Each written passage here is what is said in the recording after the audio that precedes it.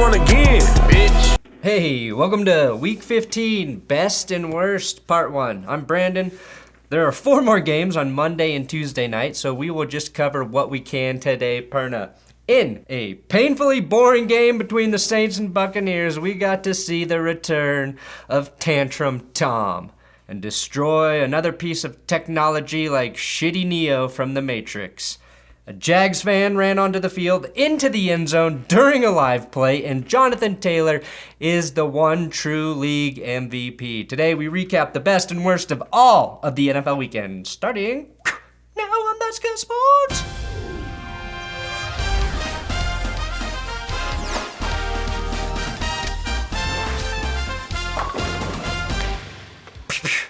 Have you done it?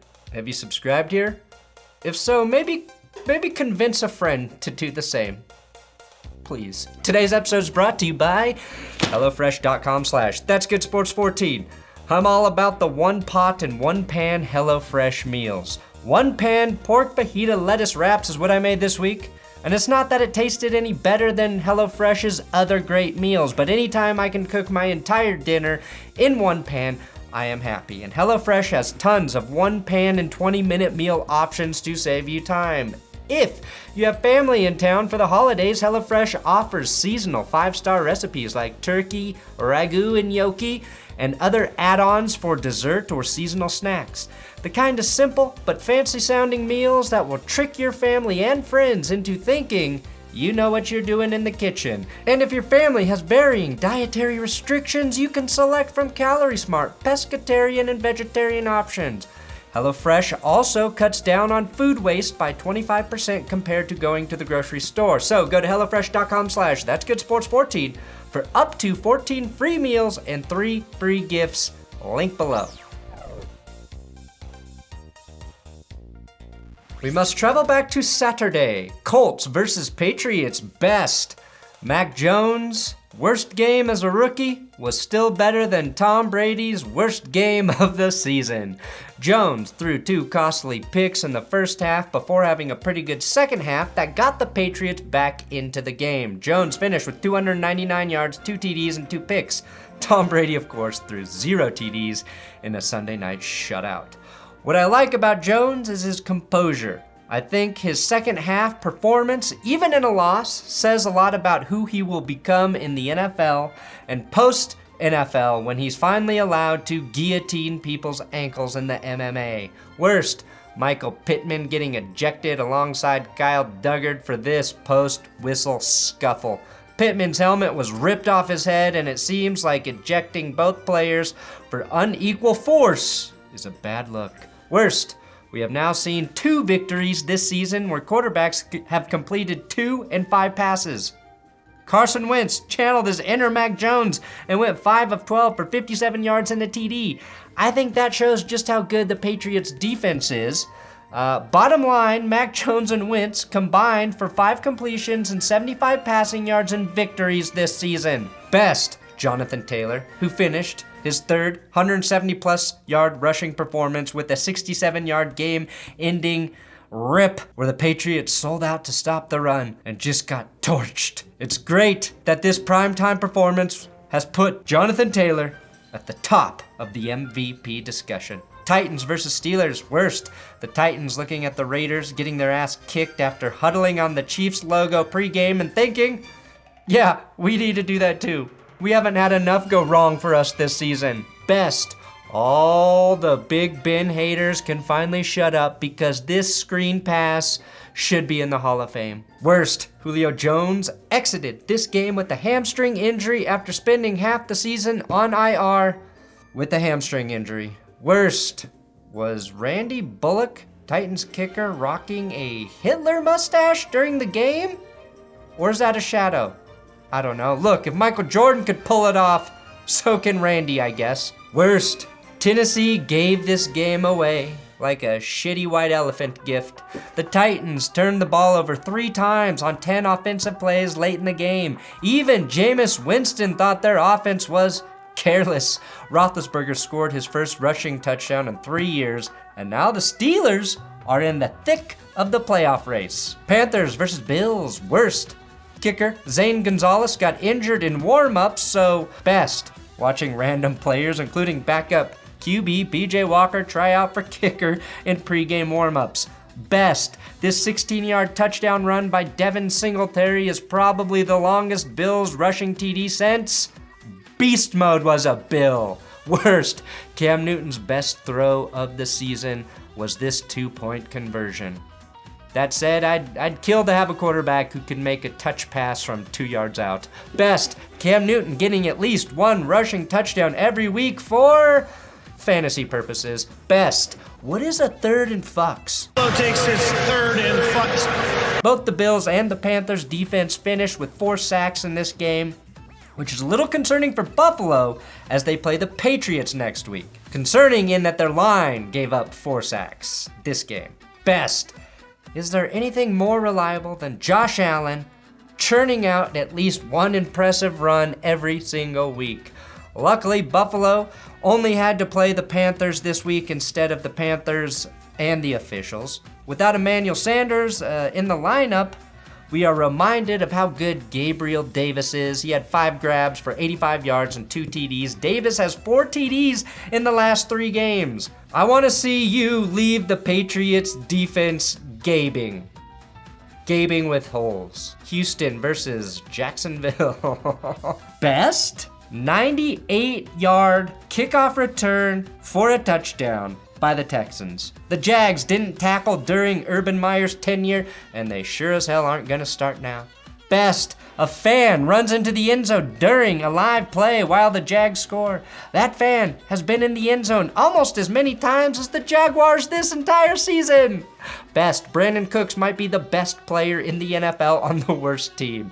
He had 2 TDs and 102 receiving yards, and his 945 receiving yards this season, while only 16th best, might be the greatest single season performance by any player ever. He's got more yards than CeeDee Lamb and Mike Evans right now. Cooks is like an engine in an old Toyota.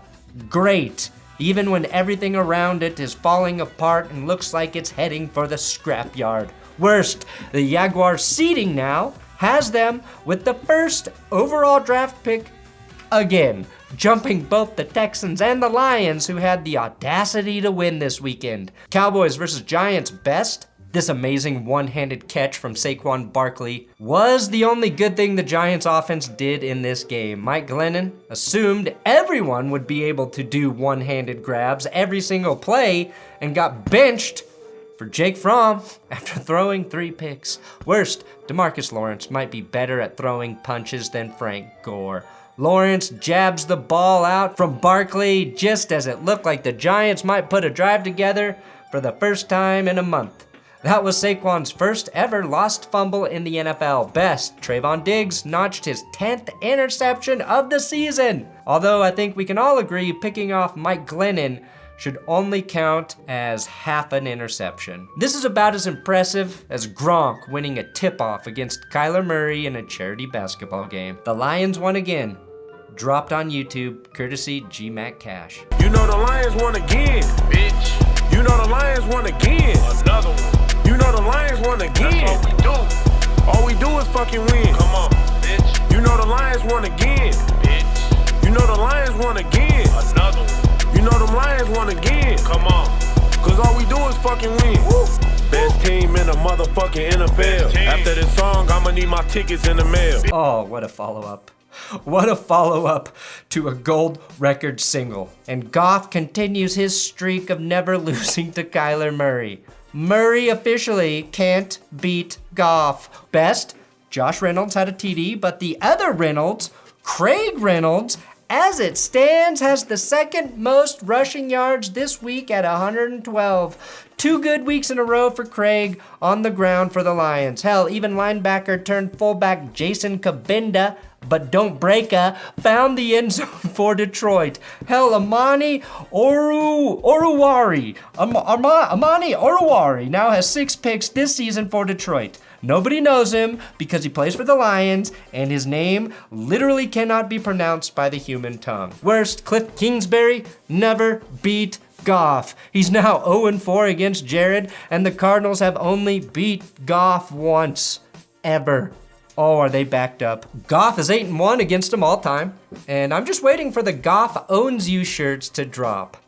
How insane is the Lions' win over the Cardinals? It is the first time in NFL history a team with 1 or fewer wins beat a 10-plus win team by double digits. This was the first road loss this season for Arizona, and Goff finished with 3 TDs and a passer rating of 139 point fuck off. Jets versus Dolphins. Best, Braxton Berrios is really starting to look like the love child of Cole Beasley and Wes Welker, which would technically make him a Weasley.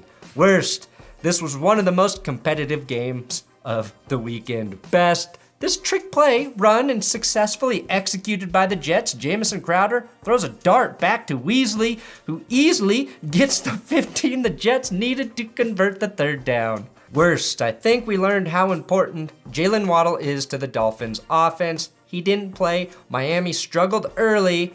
In fact, Tua basically had to play quarterback/fullback and just might win the Angry Runs Award this week.